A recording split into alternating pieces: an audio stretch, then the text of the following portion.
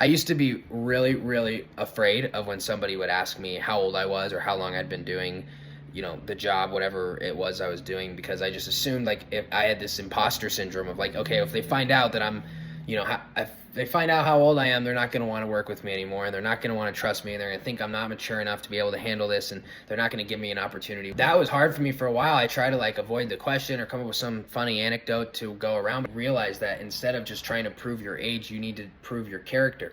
And what I mean by that is a couple of different things. One of them is proving your character and just the way that you act with high integrity, that you're kind, that you're well spoken, that you don't cuss a lot, you don't speak vulgar, a lot of biblical things. The big one for me was not going out. Not going out and partying was like a huge thing that I had to stop in order to get people to take me seriously. They're like, oh, he's just a kid, he's just having fun.